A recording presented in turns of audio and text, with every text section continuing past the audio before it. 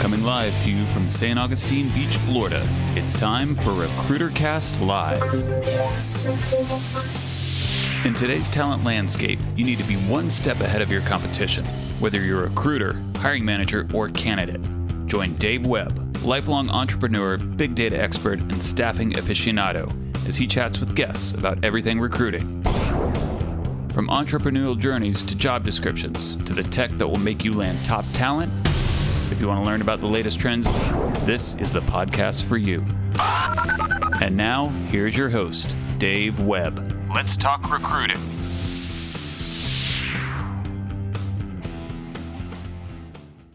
Slow fade. All right, we're live. What's up, John? Good afternoon, Dave. It is. Well, let's get the easy stuff out of the way. Yeah. It's Thursday, January 28th, 2020, and this is episode 50. 50. Do you know why that's such a significant number? Because it's halfway to 100. Okay, why is 100 a significant number? Because that's a big number. Because we got 10 fingers. Come on, man. Why do you think we have the base 10 number system? I've never put a lot of thought into that. I'm just happy counting. So, if intelligent life visits our planet and they have 12 or 11 or anything other than 10 digits, we're going to have to, somebody's going to have to yield or translate if we're going to talk math. Well, what's interesting about you saying that is that you said if they visit. Yes. Like it hasn't happened already. Come on, bro. I haven't had them over for dinner. I'm not saying it hasn't happened, but it hasn't hit me in the head yet. Fair enough. Fair enough. But 50 episodes, that's huge. Yeah, 50. And I can't be more excited about today's topic. We did a survey. We did, yes. The people have spoken. And by people, I mean some recruiters, people who watch the podcast and listen to the podcast on all the major platforms like Apple's Podcasts, Spotify, Stitcher, and YouTube. Also, this survey was given on all of our social media platforms like Twitter, Facebook, Instagram, and LinkedIn. Are we twitching? And we are at RecruiterCast on all of the social media platforms, and we are streaming live right now on Twitch, Facebook, YouTube, and Twitter. Yep. Holy buckets. Like in the 80s, we would have been all four major networks. I'll tell you right now, we are a media conglomerate at this point. Yeah, yes. I mean, we are. I mean, we've got more outlets than. We have a web presence, a social media presence, and an audio visual presence. So definitely that. If that's not a conglomerate, I don't know what is. Yeah. But today, yes, after the people have spoken, we're going to talk about how to recruit and hire roadies. Now, if anyone doesn't know what that is, sit tight. You will find out soon. And so all of the housekeeping out of the way. Yeah. Tell me what's going on. Well, I will tell you this, and I don't like saying this out loud. I don't like admitting it, but I am, in fact, an abysmal roadie recruiter. Okay, I have failed dramatically. So when the poll came back and we said, okay, we're gonna talk about how to recruit a roadie, I thought to myself, all right, let's say, just for the sake of argument, that my favorite band in the world, Hanson, decides to go back on tour, and they call me. You heard me, Mbop. Call me. I didn't know it changed. They call me and say, I need a roadie or a tour manager for our upcoming post-COVID party. And you're sitting I'm a recruiter. At your recruiter desk, and yes. You're like, cool, a job order, time to recruit. I take that job order, and I immediately started applying all of my... Well, you qualified that job order first, Well, of right? course I did. Okay. I mean, if I find the perfect person, they start on Monday? We have a lot of first-time listeners. They don't know that you don't just run with it. No, you never just run with it. You ask good questions. But so I approached this... So your form is a 10. Okay. It's solid. And I approached it the same way that I've approached every other position that's ever come my way that I don't know anything about. I started doing research, and I started applying the best practices in the recruiting industry. Hit the job boards, go to LinkedIn, check my ATS database. You know what I found? Craigslist? No roadies. I did go to Craigslist. And what I found was that this is one of those skill sets that unless you are totally in the know, unless you're part of that community, you're going to have a really, really hard time recruiting on it. Okay? Okay. Some things I found. There are no roadies posted on the job boards. Okay? None. Okay. It just doesn't happen. Number 2, there are no open active positions on Indeed, Simply Hired, Glassdoor, or any of the major job boards that are advertising an open roadie position.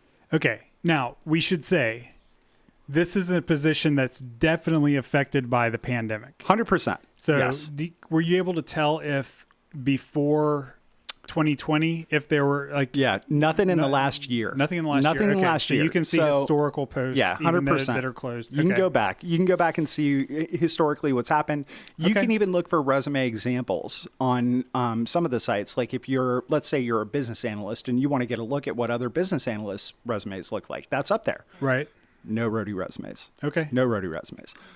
Now, the good news is I did find out a couple of things. I found out that there is apparently a union that deals with, I think, the most close appropriation of this and it's like theater and stage help. So they have their own union. That's there. It's not the same as roadies, but it's close, right? That's a good starting point. The other thing I found is that there are a couple of them on LinkedIn. They're not very active and they are not very responsive. All right. So you, as a LinkedIn professional, yes, you're a power lion. user. You're a lion. I am a LinkedIn open networker. Yes. So you reach out and nothing. Nothing. Crickets. Hasn't even connected yet. Okay. And I felt that I wrote a very compelling message when I sent my connection request. Yeah, your connection requests are the most compelling that I've seen. They're pretty good. They're very genuine, nice, funny. Here's what's up. This is what we're trying to do. Hasn't accepted it, hasn't responded. To my knowledge, hasn't even seen it yet. Probably not. Which every recruiter listening to this, by the way, they're laughing right now and going, yeah, welcome to my world, Holmes. Yeah. Right? Like cry me a river, dude. So ultimately, I guess what I'm getting at is that I've recruited body removal specialists, right? We're talking about people who literally take dead bodies out of a hospital and move them somewhere else successfully, right? I filled that job. Presentation specialist. We're talking about sign twirlers on the corner. I filled that job. Presentation specialist. Hey, talk to your boy Nate. It's all about the job description, my man. If you can write a good enough job description, you can fill just about anything. But in this case, Dave, I have to say that I am, without a doubt, an abysmal failure. You're stumped. I have failed you. I've dropped the ball. I can't fill this job. Well, I got good news and bad news. Actually, I don't have any bad news. Okay. There's no bad news on RecruiterCast, man. I was going to say, we're very positive. The good news is that I've brought in a professional. Now, not a professional recruiter of roadies. Yes. But a professional user of roadies. The roadie hiring manager, if you will. We would call that a subject matter expert. Whatever you want to call it. I'm going to call it the guy who needs roadies. Yes. And he needs lots of them. And he's hired them before. So we're going to take a quick break. We're going to do a technical and personnel swap. when we come back from the break, John's going to be on the control deck. And our very own Andrew Seward will be in the seat to answer a couple of questions on how to interview, hire, and recruit roadies. And we'll be right back. Introducing Brightmove 19.0. More modern, colorful, and even faster. Modernize and update. Bringing Brightmove into the future. Standardize experience across devices. Streamline and standardize the app to make releases easier so we can be faster to innovate and grow. New features in 19.0. New look and feel to match our updated branding. Webhooks Center to make creating your own custom integrations easier. Sidebar navigation. Collapsible menus to maximize screen space. Completely redesigned Help Center that is fully integrated with our ticket system. Brightmove 19.0. Coming January 23rd. 2021. Learn more at There we go. We're live. A little early. Now this is what you get when you Okay, so when the ad's over, click this button. This one? Yes. He's just a little eager. It's okay. Well, he could have he could have clicked it before the ad said that that was coming soon on January 23rd. So, I'll finish the ad for you. Bright Move 19 was released Saturday. It was a great success. The system is blazing fast. Recruiters are recruiting at levels never before seen. Probably in the history of all software, but definitely in the history of Brightmove. Well, and definitely in the history of the competitors that I've seen perform not so hot. Happy 5th day birthday to Brightmove 19.0. There you go. That's what it is. That's what I was going to say. All right. So before we get any further, camera 3. There's Andrew. Andrew. Welcome to the show, man. Hey, everybody. It's a lot different to be on this side, I must say. It's a lot more uncomfortable, but I'm used to it. It's okay. Yeah. There's no one's watching. Hold on, let me check the stats. We're doing both right now. No, that's what they say on really, really popular shows to calm people down. Oh yeah, It's just you and me. So why don't we start off with tell everybody a little bit about yourself. Why are you a roadie expert? Right. And kind of how the path that you took to land you in the seat today to answer some questions for us about how to recruit a roadie. No problem. Okay. I'm Andrew Seward. I'm a Sagittarius. I'm 43 years old, which is getting up there for rock and roll, they say, but that's okay. I own it.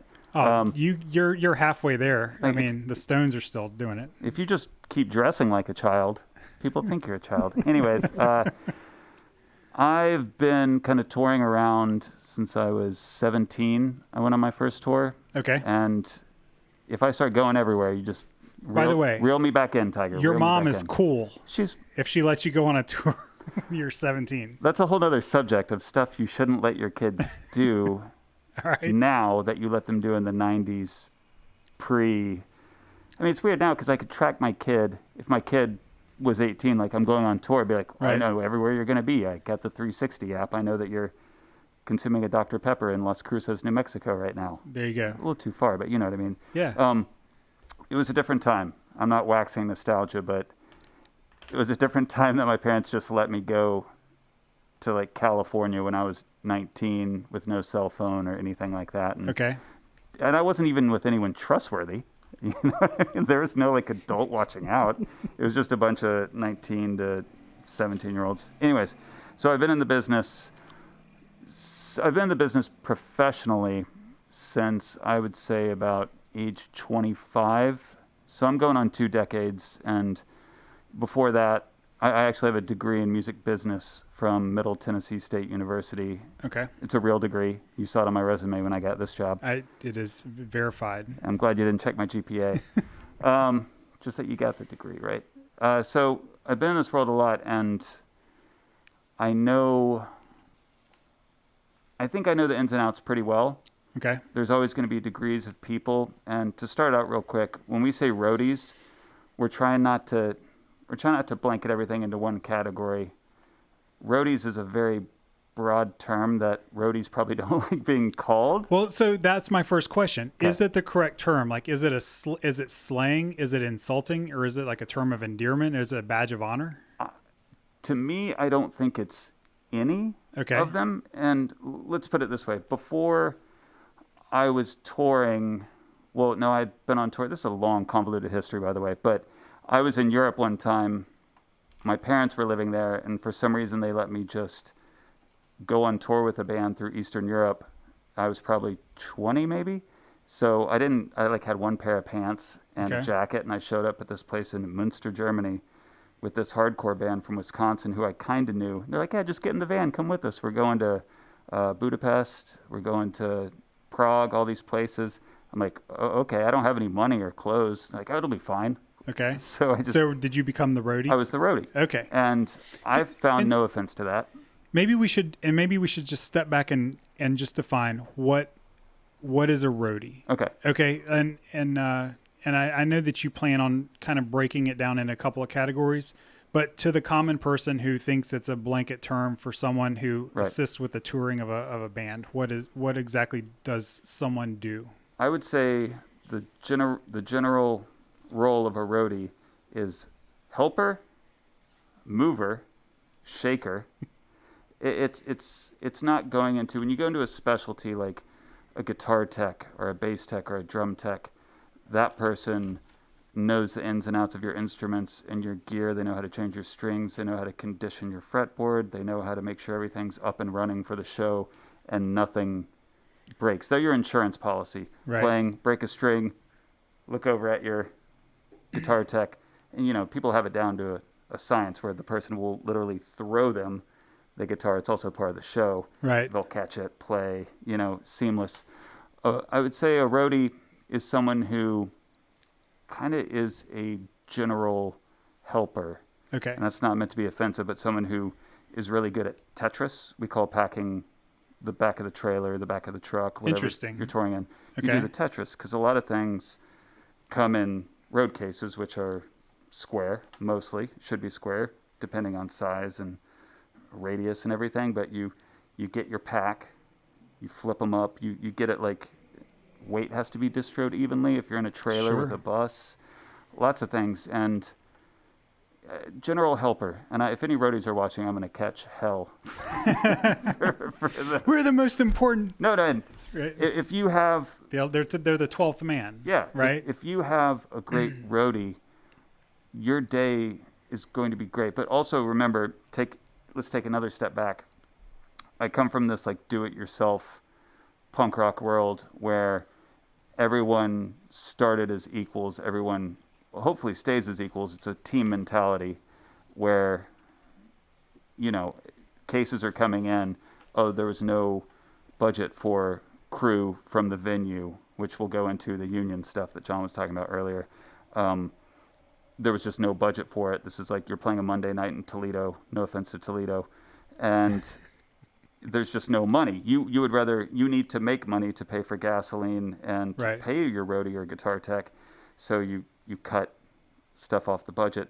Therefore, the bass player, the singer, the drummer grabs a case, helps set up. And a lot of musicians like to set up their own stuff. Sure. Anyways, because they don't trust anybody. And it's probably part of the growing process as you get bigger, as you play larger venues. Yes. Right? Setting up your own stuff in a club is probably much easier than setting it up at Wembley Stadium, for example.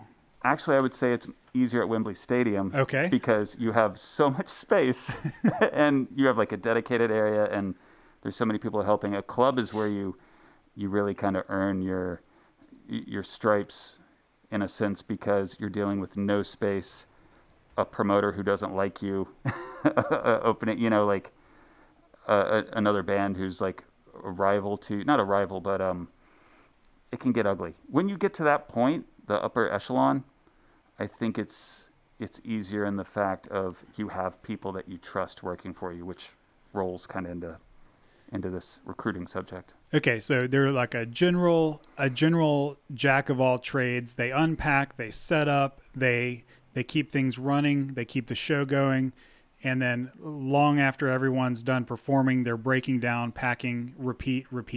Yes. As many times as you have to on a particular yes. tour. Okay, man, that sounds like a lot of work. It's a physical job. It's very intense, and a lot of people count on you. And it's more than just muscle. Like they're turning on, connecting equipment. Yeah. You have polarity issues. You can break stuff. You're getting into tech world now. Okay. But okay. It's so maybe one person drops the box off and someone else unpacks it and connects it, and then right. someone else tweaks it before the music comes out. Okay. Definitely. And I think it's clear to me. I just want to make sure everybody knows you are a professional musician. You have been for almost 2 decades. You play the bass, yes. amongst other things. I play it most well. Most well. Yes. Okay. So then tell me, you've alluded to this, but tell me about the different levels of what we'll call the supporting human resources of a touring band. Okay. Okay. Okay. So we're going to take it in different levels. Let's go. We're going low. Okay. We're going to start low. Say you're a band that has no budget. Okay. Right? Your recruiting is your friends who want to go see the world. Or see the state of Florida or see Georgia. I don't know. So in our research yesterday, one thing John and I noticed that the pay for roadies ranged from unpaid Yes. to $85,000 a year. We're going to start with the unpaid. Okay, so this is where this comes from. You're like, hey, we're both 19. Yeah. You don't have anything going on this summer. Hop in the van. Yeah, and also the band's not making money either. So it's the general along for the ride. It's just like the poverty bus driving around the country having fun. Absolutely. And it's such a, come on, get on the poverty bus. It's also one of the most fun things that you'll ever do in your life. And sure.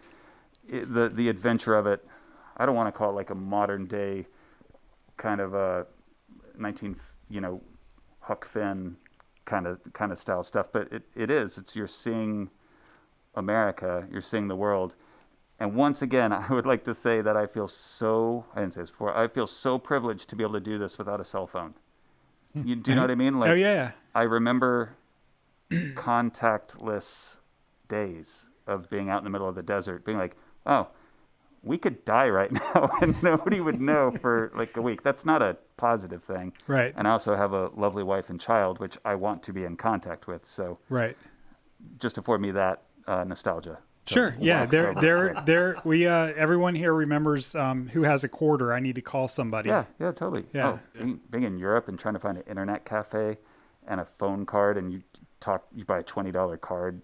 In Spain, you talk for 5 minutes, and then a voice in Spanish comes over. It's like, goodbye. I know what they're saying. You have 30 seconds. Sorry, you know me. I get on my tangents. Okay, so we're starting at the unpaid level. Low, yes. Okay. So any band who starts there, and to me, bands should start there because you kind of you earn it. You learn from the bottom up, and there's no better way to learn than to just, it's not like dum-da-dum-dum-da-dum. Madison Square Garden, you're in there. Sure. It would be a mind. And that's a theme we see in everything. Yeah. In human resources. Yeah, it would be a mind melt where you would just you would know how to cope, and you'd be damaged pretty quickly. Right. So when you initially go out, the number one thing you want to have, and this is just me speaking, but I promise you this is correct, is you want the band. Okay. Let's just say typical 4-piece band. Okay. Okay. Guitar, bass, singer, drummer. You want, number one, front of house person. You want someone, front of house engineer is the person who mixes your sound from the front of the club, and it's the sound that the audience hears. And this uses the acronym FOH. FOH. Okay. Correct. And if you can get that, you're probably not going to get that. Is the problem. In the beginning. Unpaid. Unpaid, because you're gonna rely on the club sound, kind of crabby sound people. They're notoriously bitter. Mm-hmm. I don't think I'm offending or breaking any boundaries saying that. Bitter. But they're also the person. You could have the best tone come out of your guitar. You could have the best singing voice ever. And somebody at front of house could take that signal and just destroy you. Sure. If they wanted to. So that's kind of if you want longevity in this business, find someone who is good at sound and can do that. That should be your first. Number two, number one, biggest rule ever, somebody stays sober. Okay. At all times. I'm absolutely serious. Like, so much bad stuff has happened with people being like, oh, I had 2 drinks. Is this typically the front of house guy, or is this like a separate babysitter? Band members. What we're talking about right now with this, let's say 5-person crew. Okay. Front of house, 4 band members. Okay. Everybody does everything. Okay. Nobody slacks. Nobody rides for free. You know what I mean? Everyone hauls gear. Everyone sets up their own gear. You break a string, you have a backup guitar ready to go on a stand by the drum set. Right. Seamless. You're not doing the toss back and forth. You're walking over there and grabbing your spare. Unless you're really good and it's a super high stage, we could toss it straight up. And then don't do that. Fair enough. So that's kind of your base band, B-A-S-E, not B-A-S. One of the only industries that I've heard of where keeping at least one person sober is a good general practice. I mean, most places aim for 100%. Well, just as a point of reference. And hence, and like I said, hence the unpaid, maybe, or the maybe, but it's not on Indeed. Well, it's also hard if you're playing a club and they're like, we got $30 for you, but everybody gets 2 drink tickets. Right. And then your drink tickets become currency. Yes. Where you're like, ooh, compensation. Oh, well, no, to each other. Oh, like, I'll sell you this drink ticket if you stay sober and drive, give me your drink tickets, and like you reverse roles. Sure. And also, a lot of people don't drink, and you shouldn't drink and do any of this first, but people will be people, and it's a social lubricant.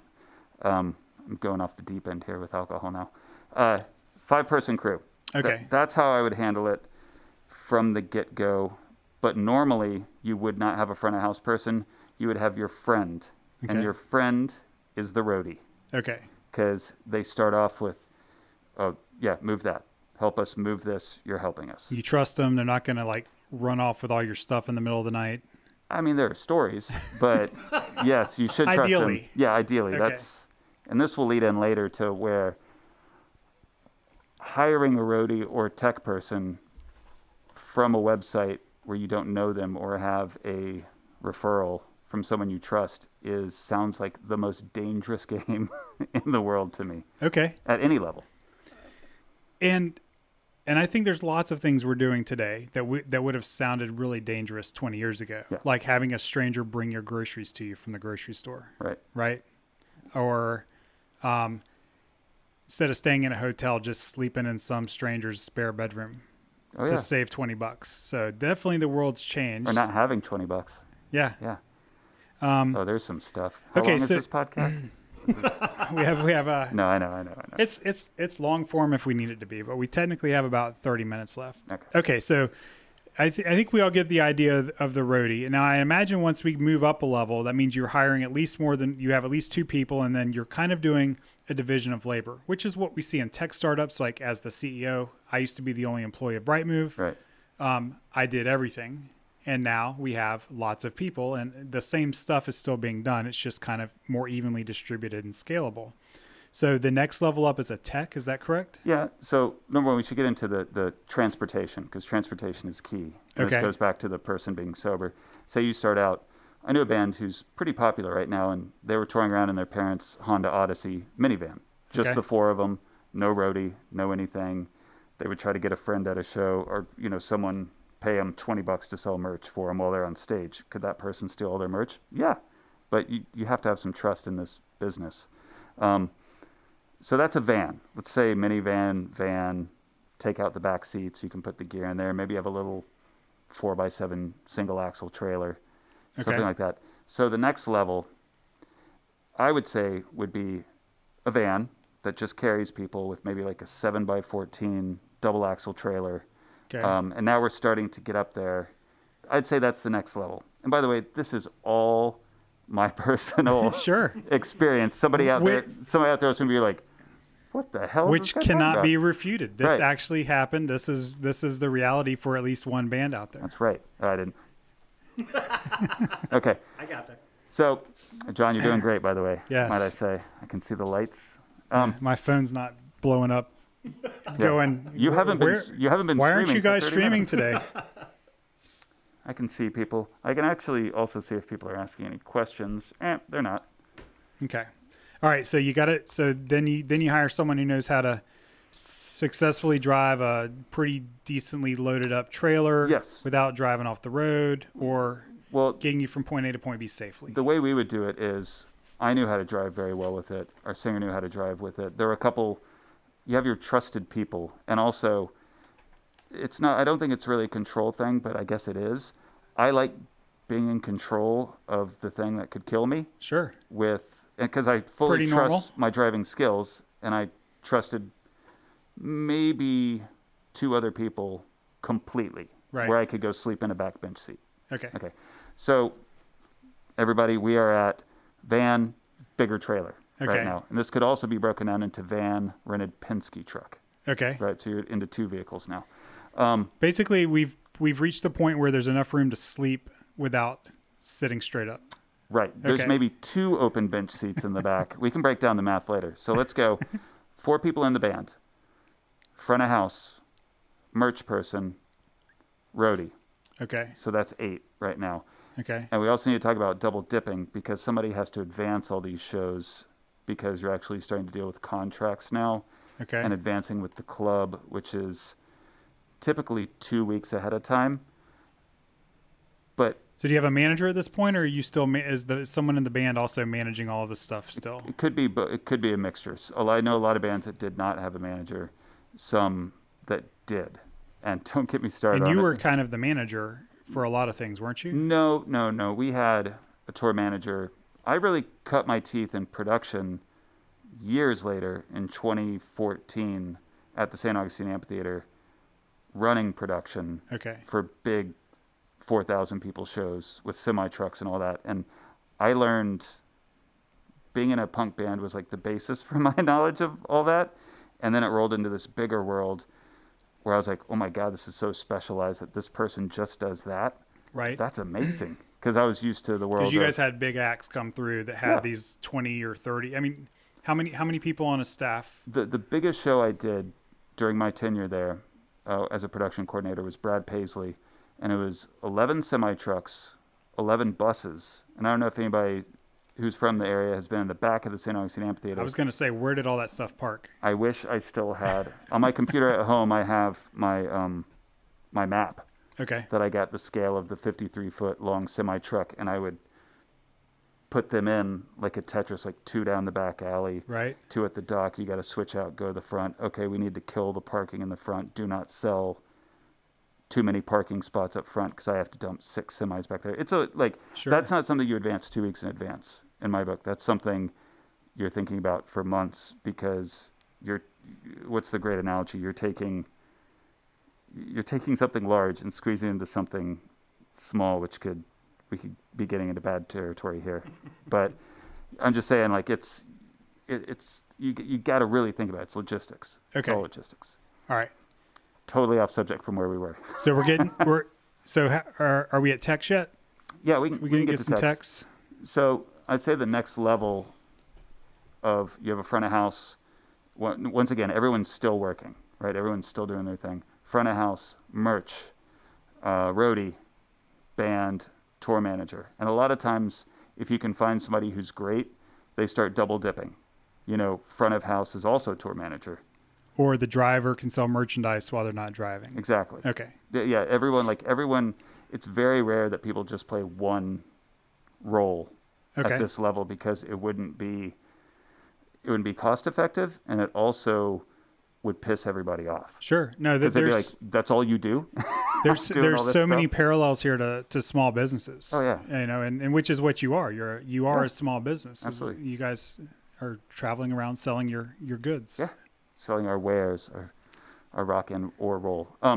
Okay, so the next level is tour bus with a big trailer, 7x14. And when you have a tour bus, you're paying someone to drive you professionally. Right. And because it takes a different kind of driver's license in most states. And not Florida, by the way. For the love of God, they better stay sober. Sure. You fire them for not doing that, right? Absolutely. I'll tell you a good one real quick about a bus driver that we had. First one. Okay. So we're talking like a Prevost. Prevost is the name of the bus company. They're made in Quebec. Yeah. They're like huge. Prevost. Prevost. Yeah. Okay. So we got big trailer. Unofficial sponsor of episode 50. Yes, Prevost. At Prevost. So I won't, I'm not going to get into details, but his name was Dale. And this guy, he was from Florida, by the way. This is very Florida. He would be driving this full country, around the entire United States, even into Canada. He would be driving and usually drive late at night. Like, it's best to drive when there's not a lot of traffic. Okay. So let's say this was a summer-long festival, rolling festival. So let's say bus call would be at midnight. It'd be a 6-hour drive, with stops. You would arrive at 7 o'clock in the morning. And you're supposed to be sleeping. You're supposed to, in a normal human way. Right. You're sleeping. So, but you would still wake up because you're in a rolling coffin. Right. We'll get to that later. You're in a 12 bunks like this. And they have a curtain that separates them, the lounge, and then the driver. And I get up to pee or something like that. And he doesn't have the curtain. And you can see the road, see all the chevrons coming by, all the lights. Right. The dude's watching the Playboy channel on the TV dash mat while driving 12 people. Can't make that up. 70 miles in a, submarine, a rolling submarine. Yeah. So that's my story. Don't watch TV. Yes. Don't be drunk. Just drive. Yeah. For all you 15, 16-year-olds out there, these rules apply to cars as well. Yeah. Please, just drive. As a father of a 10-year-old, I will double down on that. Get off your cell phone and just drive. Your car probably even has the technology to plug it in. It'll speak to you. Idiots. Sorry, I'm getting negative. So that's where we are. We're by now. So, but you as the bass player, yes, you're still setting up all your own guitars. I'm helping. Okay. I'm helping. But I always like to think I'm a team player, that I'm not just a kind of a POS not point of sale, the other POS, who will not just let somebody, if I see somebody struggling. Also, I don't want to become a blob. I want to exercise and help and be part of the team. But by this time, there's a guitar tech. Okay. And there's 12 bunks in a modern bus. Okay. Right? So you got me, John? There you go. So here's the driver. Here's the lounge, your couches and your TV and stuff. Then you open a door and you have 3 bunks, 3 bunks, 3 bunks, 3 bunks, then a back lounge. And we're talking maybe that high, maybe that wide. I'm 6 foot tall, 200 pounds, so I fit in it. Sure. Perfectly. My feet don't stretch out; they go against the wood. And you also have to put your stuff somewhere. So usually, a couple of those bunks are junk bunks, is what we call. So, front of house / tour manager. Okay, I'm counting myself because I'm going to get confused. 4 people in the band. Merch. John's counting. Tour manager, front of house, same. Guitar tech. Who am I missing? Bus driver, who usually gets a hotel room during the day because you want them gone. Rested. What are we at, John? 9. We're at 9. Then you have 3 junk bunks. Okay. A lot of other bands have wait, I didn't say roadie, did I? Nope. So 10. Come on. Oof. 2 junk bunks. What are we talking about? I forgot the roadie. All right. So the techs started to take some of the technical setup part that the band is a master of, because you guys have been doing it your whole lives as you learned your craft. And then the next step up from that is after you have all the techs you have an auxiliary musician. Yeah. Sometimes if, let's say you made a very studio heavy record and there's 4 people and you have 2 guitar players and there's 12 tracks of guitar, a 12 string, an acoustic, 2 electrics. You have to supplement that somehow with someone playing an acoustic guitar, kind of back off a little bit, or somebody playing keyboard to fill in the sound. So that's an aux musician. Or at this point you have multiple tour buses, multiple people. We had an aux musician for a while across a Canadian tour, who's a whole nother episode that I won't get into it because that gets into the mean category. That we're not going to go down that path. We're going to stay positive. Yes. It's an aux musician, and when we get to the part about vetting roadies or how you hire people, remind us to go back to aux musician, because that's a big one. I think it's a good segue. Let's take a real quick break, and then John's going to go to camera 1. I sure am. Look at that. Hey, we're going to take a real quick break, and when we get right back, we will talk about how to recruit for all of these diverse and complicated positions that Andrew's just described for us. So we'll be right back. Introducing Brightmove 19.0. 19.0. More modern, colorful, and even faster. Modernize and update. Bringing Brightmove into the future. Standardize experience across devices.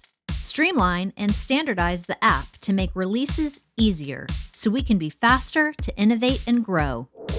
New features in 19.0. New look and feel to match our updated branding. Webhooks Center to make creating your own custom integrations easier. Sidebar navigation. Collapsible menus to maximize screen space. Completely redesigned help center that is fully integrated with our ticket system. Brightmove 19.0.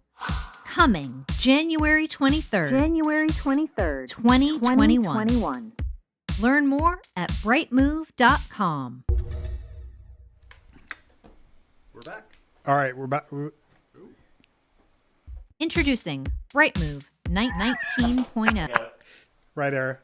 There we go. There you go. Are we good? Yeah, we're good. Is my mugshot on the right side of the It is. OBS? Mm-hmm. Okay, cool. All right, welcome back, everybody. We do appreciate John sitting back there behind the control panel and learning on the fly. You know, like Andrew said, the best way to learn a lot of this stuff is just to do it. That's right. And you know, podcast production is well, it obviously translates pretty well because here we are. Yeah. But okay, I think you gave us a great intro to some of the roles that are working to support a band while they're on tour. And I do feel like we were talking at the break, like that we could do an 8-hour show just on the great experiences and stories that one's had. But let's say you're on tour. All right, I'll do a what if here. You're on tour. You're in Toledo. Always Toledo. And one of your roadies doesn't show up. He's just MIA, right? He joins the Marines and ships off that night, and you need to find someone for the next gig the next night. Where do you find roadies when you need a new one? Okay. This is where it gets wild because remember, we go back when you started as a band and you were younger, it was just people you know. Okay. You just found friends. And that never really goes away in this business. Okay. Because everything in this business, in my professional career, has been word of mouth. You don't get hired unless you have a good reputation or word of mouth. I've never heard of someone being hired through a website, or any kind of website. It's always been calling up another band and saying, "Hey, who do you know that's free right now?" And you know, I'm trying to think of an instance where that's happened, and I can't think of something specific, but I think something close to that has, where you basically get someone who just got home from another tour, and they're like, "Oh, I have a month off. This is going to be great. Ring, ring, ring. Hey, we need you right now. Get on the plane and fly out here." So best case scenario, you might even do one show with a person down. Right. I mean, the thing with the music business is, and this has to relate to your business as well, is that as Freddie Mercury said, the show must go on. Right. Like, you have this show booked. You have sold tickets. You are on the line. You have to make it happen. Right. And there are things that have happened that have been wild. You know, my daughter was born 6 weeks early. I had to, like, later, I don't care. I have to go. Right. It's my kid. The band actually didn't miss a show. Someone came in to play bass. This is a whole nother ordeal about getting this all to happen, but life gets in the way. But if it's something like a roadie or a tech, or even front of house, and this isn't demeaning towards these qualities at all, these are absolutely essential people to the production and ongoing greatness of live music. You have to have the people to play the music first and foremost. If you have to get somebody who works at the club to run the sound because your front of house engineer is sick, you have to do it. You won't be stoked about it. Right. Same thing with a roadie or a lighting director. We didn't even get to that upper echelon of, like, now you have people controlling the lights and assistants and all that. Pyrotechnics. I did the Slayer show here, running production for it. Okay. I've never seen something as badass as that. Lots of fire. Yeah, I had to get the fire chief. I have a visual, and I'm sure it does it justice. Just 20-second deviation here, so I can tell you. So it's your friend here, Andrew, with the fire chief from St. Augustine. It's like, what do you need to do? The permits to get pyrotechnics these days is absolutely righteously insane to do. Okay. Righteously being like, you better be getting these permits to be doing fire because you're in a state park. Well, also, but if you go into any live production, you have to get certifications like crowd management, emergency plans, CPR. You have to know how to do all this stuff. I was certified in all this stuff. It's probably all lapsed by now, but and they show you the great white video from Providence, Rhode Island, when don't quote me on the number, but upwards of like 20 plus people might have perished in a fire in a small club because the exits weren't marked and everyone bottlenecked through one when there were like 2 exits that were open that people could have got out, but they didn't see. So Slayer puts on a great pyrotechnics show, and they do it by the book. But we're talking like they start playing Angel of Death, and the pyrotechnics are behind the drummer shooting pentagrams, like fireballs making double pentagrams. Okay. And it was the coolest thing I've ever experienced, especially in St. Augustine. I'm not religious on either front. I'm just saying it was cool. You're admiring the technical aspects of making art and symbols out of fire in real time. The show. Gotcha. It was entertaining. So it's funny. I think of movies and documentaries I've seen as you're describing these things. Like I have a visual of what the tour bus looks like from Almost Famous. Yeah. I have a visual of Jimmy Iovine getting called in on a Sunday to do some tech work, and he walks in and it's John Lennon. Right. I know from talking to you and some other people that, you have studio musicians who are usually in a physical location who are kind of on call in case you need somebody. Right. Are there, I guess this is like a good manager with a good network with other managers who, when Andrew says, hey, I got to go, like my daughter's being born 6 weeks early, see ya. You don't have to worry about doing anything wrong or putting anybody in a bad position, but someone else has the book of numbers, so to speak, to start calling and saying, hey, who has a bass player we can get here in 4 hours? Like maybe we can get somebody locally, right now, and then someone more permanent for the next 6 weeks, from another location. Is that how it works? No, it's definitely, it's who you know. It's all who you know. And a lot of times, by the way, if a family member of a band member passes away or a child's born or something like that, a lot of times the band will just postpone a week of shows or something. This is all so fluctuating. It depends. Everything depends. But no, you nailed it with the fact that can you even say Rolodex anymore? Like who has a Rolodex? You can say it, but not that many people know what it means. List of contacts. Yes. So it's all your contacts app on your phone. Right. It's all, it's all, let's say this. If someone, Hanson, let's say the band Hanson. John's favorite band. And let me tell you self-proclaimed. No, let me tell you this real quick. I believe you are making a little bit of fun, which is all in good fun. I know someone who works with them and is their front of house engineer, and I believe their production manager as well. Okay. He says they are the nicest people, completely serious, the nicest people in the entire world, and they are still wildly popular. Yes. Like they sell out. I can see that clubs. John looks like he feels bad now. Oh no, I'm excited. I love it. I love hearing that. I'm gonna get all. I won't go any farther than that. But I'm just saying, like it's such a what's the right word? Incestual kind of sounds a little too bad, but it's. Everyone has worked for everyone else in one capacity or another. So it's kind of like a small town feel within the industry. It is at the different levels. Okay. Right. Okay. Because I know one of the things we've talked about before is you said sometimes the techs are actually really, really good musicians. They could be in bands or are in other bands. And so sometimes your tech can fill in. Yes. For one show or one song if you're, putting a Band-Aid on your finger or something. Right. I would say maybe over 50%. I'll even go 75% because I'm just making it up. Right. Techs are better musicians than the actual people on stage. Ah. I've had people, usually the band I was in, we would have one guitar tech and they would just kind of take care of everybody. And being the bass player, I would normally not break strings because they're very thick strings, and I would kind of take care of myself and be ready to go.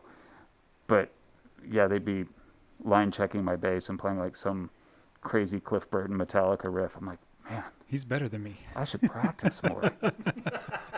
So, but I mean, there's nothing like a nice dish of humble pie to make you better. Or to motivate you. Yeah, absolutely. I love coming across people who do something I go, man, why didn't I think of that? Well, I got a long way to go. I would also go up and be like... Not in music, I'm talking about computer science. Oh, yeah. Well, you and I have played a little music together. I would go up to the person and be like, oh, is that how you play Creeping Death? Okay, play it again. And like film it on my phone. Okay, be backstage learning Creeping Death. We were playing Creeping Death that night. This is pre-YouTube. Yeah.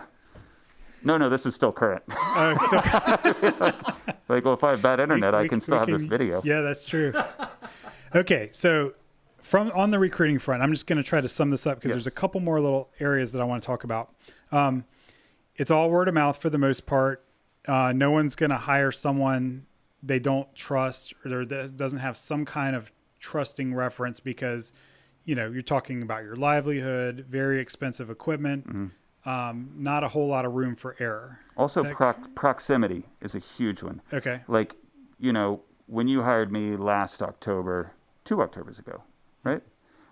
You knew basically how long I would be in. I know you have your office, you're coding. Right. When you're on tour, you are with these people 24/7. Oh, that's right. You said one of the prerequisites is that they can't be an annoying jerk. Yes. Okay. I probably said it in worse terms. You did. More add a little vulgarity to there, but I don't want to edit this later, so I will stay on the clean path. You're doing a good job, man. You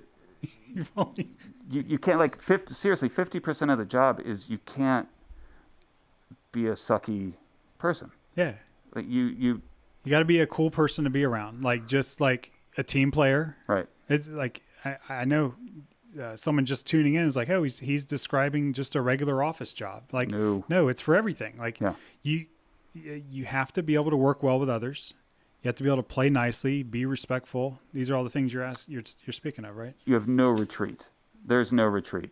Right. There's no going home at 5:00 and getting a couple hours off before you meet back the next day. There's no seeing your friends or family either. Like, it's a wild path. Okay, so we found this site called tourready.com, right? Fourth quarter? Is it? You want to go to screen 4? Screen 4. Okay.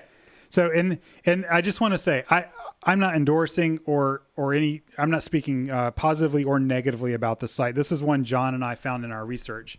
But you're saying you just don't see how, in your experience, this would be your first go-to if you wanted to find someone or get a job as a roadie. You really do need to network with people in the business. Correct. But complete disclaimer, I had never heard of this website till you sent it to me yesterday. And honestly, it seems like it would be a great idea. I don't know the nuts and bolts of it, though. But I don't know still dealing with the proximity of you being with these people 24/7. Right. It's like being in a submarine. The metaphor is like you're on a submarine with someone, and I know when you join the Navy, they don't go, "Oh, you're not cool enough. You can't be on the submarine." Yeah. This is a difference. Deal with it. I get it, but this sounds like a great idea in theory, so I'm not knocking it. This could be the golden ticket that I've never seen, or the last last resort. If all your contacts can't come through for you, 100%. You do a radius search on the zip code that you're in and see if there's someone who can be supervised for the night. If you got nothing, you need to roll the dice on something. You can't just sit there on your hands and hope something happens. What's the old saying? Wish in one hand, do something in the other. See which fills up faster. My grandma used to say that. Your grandma used to say that? Yeah. I love grandma lessons. All right. So what's the biggest source of roadie attrition? Like, why does a roadie working for you no longer work for you? Well, I can say this from past experiences. When you're with someone that long, 24/7, 10 months out of the year, stuff can just go wrong. I just think it's human nature. I don't. So sometimes you just get tired of people spending too much time with them. Okay. And hopefully after some time you can learn how to talk to each other, but sometimes you get to a point where you need space. Okay. And all the people who've worked for us, I consider friends, and there have been some really bad phone calls that I've made some of these, letting somebody go. And this person's a dear friend, they're still a dear friend.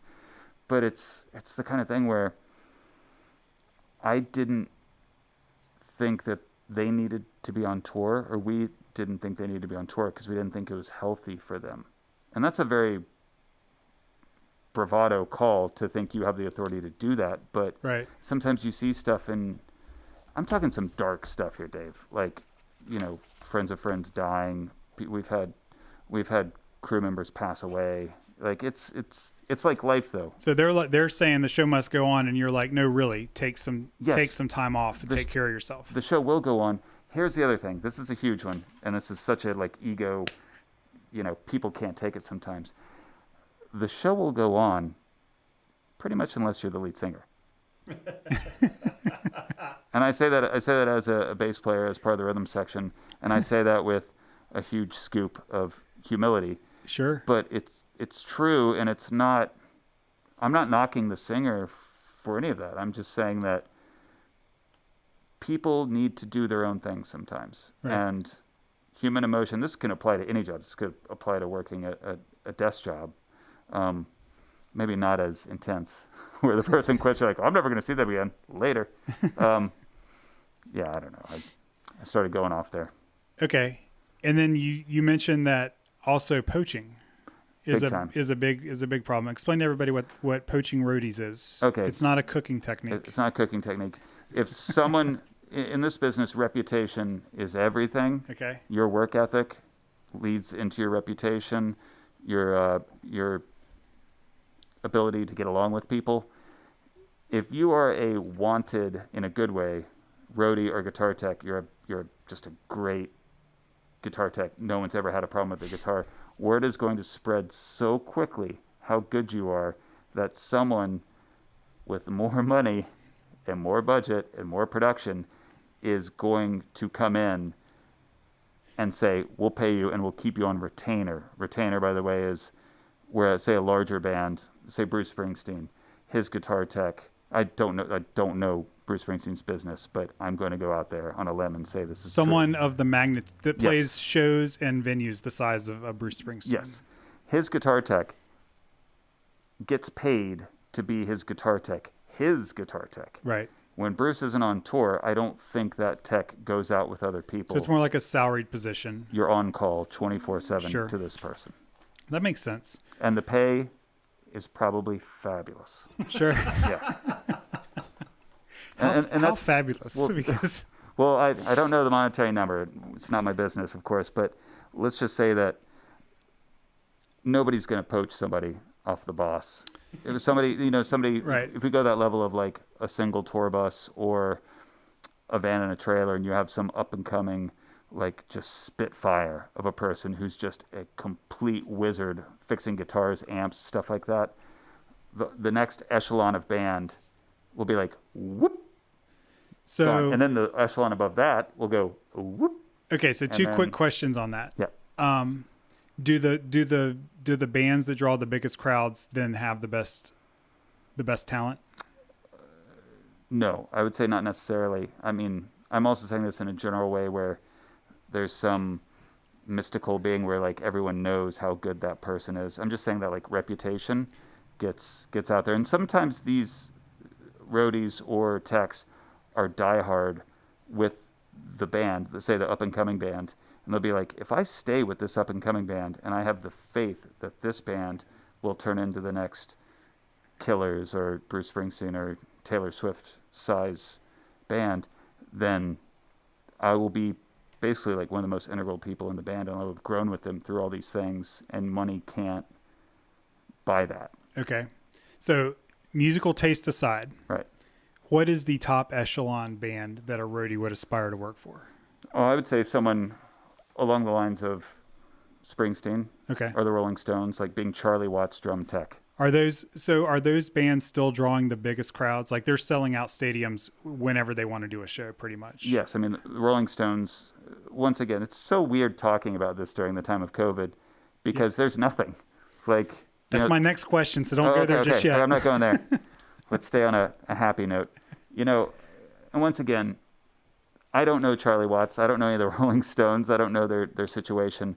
But I do know, one of the promoters I've worked with for AEG South, this awesome guy named George, who I kind of think is my mentor in the production world.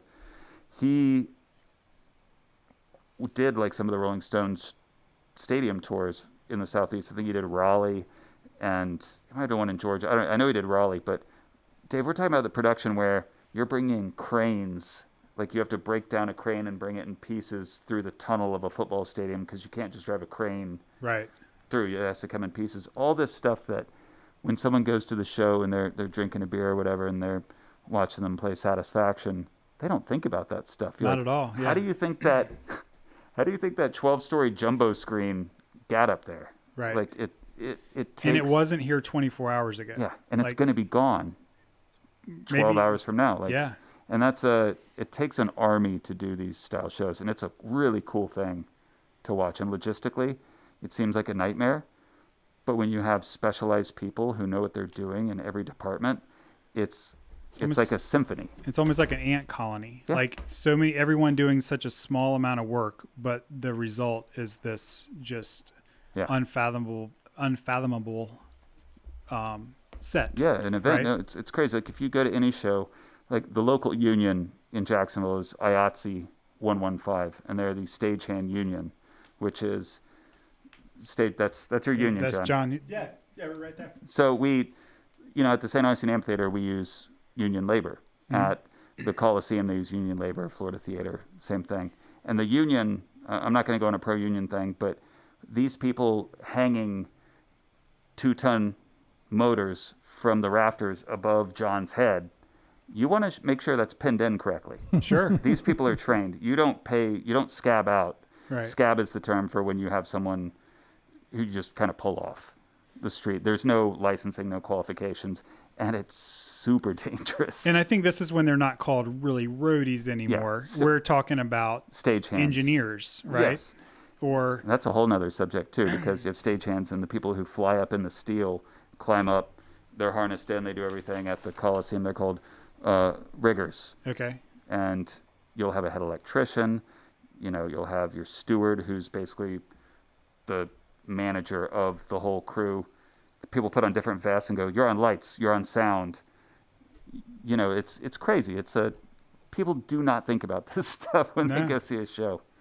No, I agree. Okay. So, how are we doing? Where are we on time? Yeah, it was 2:05. So, for real? Yeah, it goes by fast. Goes by fast on that side of the Okay, so given that we're in the middle of a pandemic and that touring is pretty much, I know that they've started playing some distance shows here locally. Right. At I think a third of the attendance. Yeah. I think 1,300 out of 5,000. It's around there. So if which job market are the people who used to do these jobs? Where are they finding themselves? Where are they going into? And I guess, for the recruiters listening, if they're looking for a job, like I'll just use a bad example, like a customer service rep or a business analyst, and they're always looking for people who have always done this stuff. Like, what kind of job do you think if they were recruiting for, they could find someone with this kind of experience and that they would make a good fit? Like kind of an applicable job to go to? Like what would be a good transition industry for someone who hasn't worked since March and might not work until next March, if they haven't already, reverted back to or found something? Right. I don't want to sugarcoat any of this because it's really dark. Like, it's very dark. This industry has been wiped out. Like, it's... I think talking, bluntly about what's happened isn't dark at all. I mean, and it's bad. It's real bad. I was going to start with a joke, like hopefully they bought stock in GameStop, or they became podcast engineers for a software company in town. Maybe an editor for Newsweek. There's a lot of work going on over there right now. Yeah. Or we stock in AMC. Stock in. Anyways, I don't know. I think. Did John write that for you? No, that's a John joke. You're rubbing off on me, John. I think it all depends on the person. Like when the band I was in stopped touring in March. We were in Portland, Maine, and the governor announced no more shows, and then it went national. And I'm in Logan Airport flying from Boston to Jacksonville. Everything was postponed at first because no one knew what we were dealing with. Right. And the first thought in my mind was just like, gotta get home. Right. you can just have to make sure the family's safe and everything like that. And as we've gone on in time, and we're rounding a year right now, I think a lot of people I know, one of my good friends handles transportation, which is a massive undertaking job for major festivals, in major cities all over the world. And everyone's just trying to keep their cool, basically, and not completely freak out. And I think people are trying to be positive and trying to be, what can we do to be done with this as soon as possible? Right. And that's where it's so crazy, because the can keeps being kicked all the time. I will be fine by Easter. Nope. I will be fine by the fall. It's going to be a dark winter. We'll be fine by the summer. Like, now it's like fall 2021, right? We're like 9 months out. I haven't stopped paying attention at all. Not at all. I pay complete attention. But if you think about, your anxiety is going to destroy you if you're in the music business and you don't stop. What's that noise? I don't know. It was your Dropbox syncing. Oh, okay. I think only us heard it. Sponsored by Dropbox at Dropbox.com. I don't actually know. So here's what I know a bunch of people are doing. My friend is making guitar pedals. Okay. The guitar player is like, well, I'm going to make guitar pedals. Singer is still making music, because that's the great thing of being a singer-songwriter. You could do it yourself. I mean, why'd I choose the bass? Probably because I have a bad voice. Oh, you told me why. Come clean. Oh, yeah. Because, everyone always... Oh, Kip Winger. I've told that story multiple times. I loved the band Winger. Madeline, 17, which the lyrics to 17 are so creepy. Yes, they are. Oh, my God. We won't even go there. It was the 80s. I didn't know you were going to wing me. You've been winged. God, Kip Winger had some good moves. No, but people are adapting, and, I mean, me personally, you and I have talked, and we're doing this, and we're like, let's buy a bunch of camera gear and try to make this look as good as possible. And then I take the camera gear, and I've been working on videos for people, and it's just, you have to adapt. But it's like anything. If you're a software engineer, if something crashes or something does that, what do you do? Just right. Freak out. Those are the kind of people you don't take on tour. Right. You know what I mean? You have to have people that know how to roll with it. So you're kind of reassessing what it is about you that made you want to do this in the first place. So are you saying, like, find something else you're passionate about, or find something else that's also in the creative, lane? I'd say it's a mixture of both. Number one, survive. Okay. Survival, pay your mortgage. Number two, if you can make that creative, do it. But it all boils down to the same thing. If you're trying to recruit a roadie or a front of house engineer, or someone who's, you have to live with 24/7, I'm going to go back on what I said. The number one thing these people have to be able to do, you have to be able to roll with it and adapt. Okay. Because if you can't do that, you're just going to be dead in the water. But honestly, that should be almost any job. It is.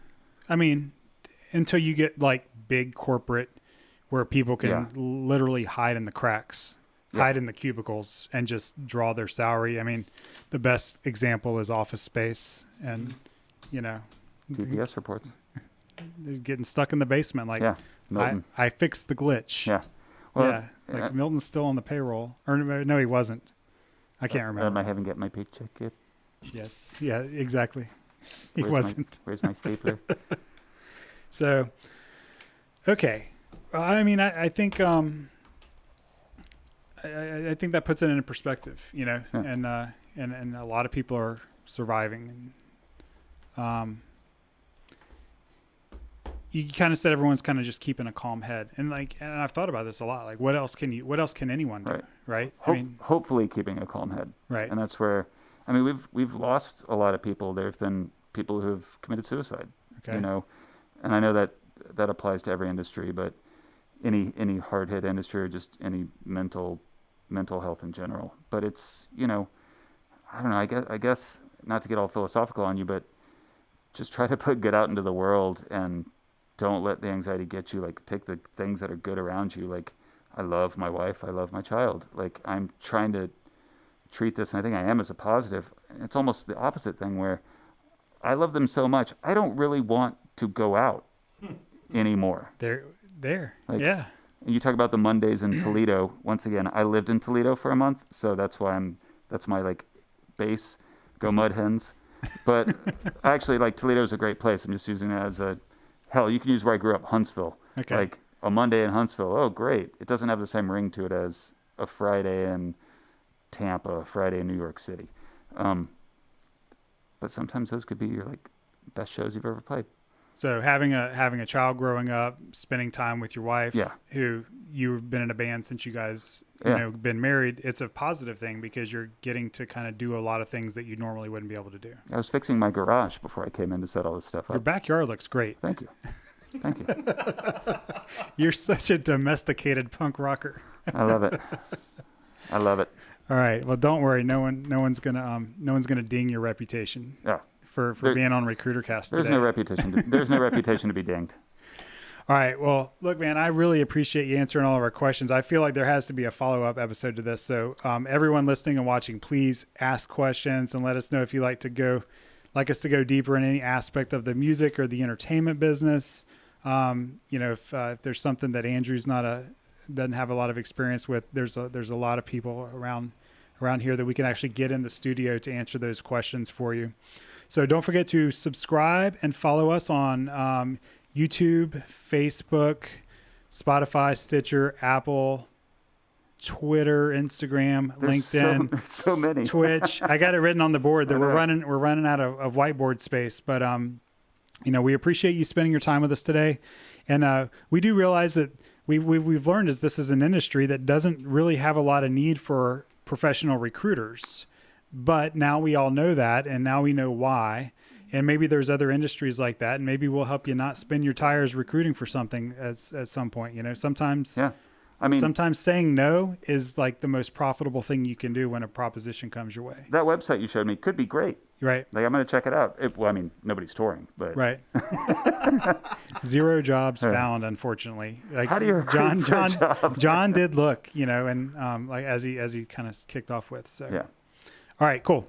Well, that's it for the episode 50 of RecruiterCast. Thank you for everyone who's watched all 50 episodes. You're awesome. And until we see you next week, happy recruiting.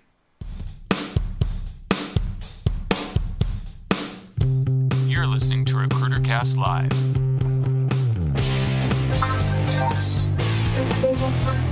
Thanks for listening to RecruiterCast Live with your host, Dave Webb. Make sure to follow RecruiterCast on Facebook, LinkedIn, Twitter, and Instagram at RecruiterCast. Check out RecruiterCast on all major podcast platforms. Subscribe now. RecruiterCast is brought to you by Brightmove, named the top talent management technology provider in HRO today. Learn more at brightmove.com. Let's talk recruiting.